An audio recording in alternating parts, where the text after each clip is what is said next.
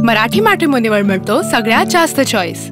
मराठी मॅट्रिमोनीने लाखो स्थळं जुळवली आहेत। यापेक्षा चांगली गोष्ट काय असू शकते? मराठी माणसांची number 1 choice Marathi matrimony. Hindu धर्मातील सर्वात पवित्र अशा श्रावणी महिन्याला सुरुवात झाली आहे। आज पहिला श्रावणी सोमवार आहे आणि त्या निमित्तानं देशभरातील सर्व शिव मंदिरामध्ये भक्तांची गर्दी पाहायला मिळते। मी सध्या उभा आहे 8वे ज्योतिर्लिंग असलेल्या औंढा नागनाथ मंदिरामध्ये आणि औंढा नागनाथ मंदिरात सुद्धा तशाच पद्धतीने गर्दी आपल्याला पाहायला मिळते। ही स्पेशल दर्शनाची रांग आहे।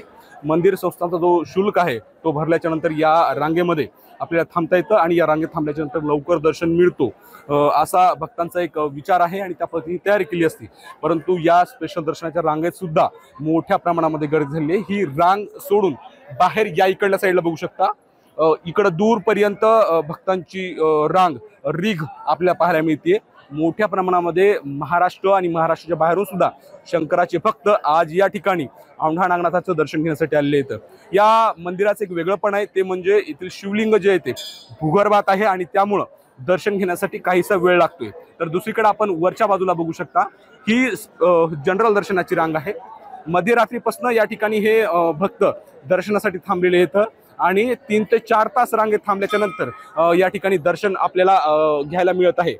त्यामुळं ही काहीसं भक्तांना या ठिकाणी तात्काळ थांबावं लागते।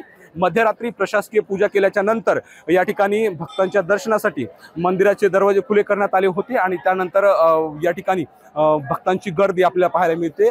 आजच्या दिवशी श्रावणी सोमवारच्या पहिल्या श्रावणी सोमवारी जे ते दर्शन घेणं अतिशय महत्त्वाचं मानलं जातं आणि त्यामुळेच या ठिकाणी मोठ्या प्रमाणात गर्दी पाहायला मिळते। आज दिवसभरात अशाच पद्धतीने गर्दी कायम राहील असा प्रशासनाचा अंदाज आहे। माधव दीप्ते, एबीपी माझा, हिंगोली।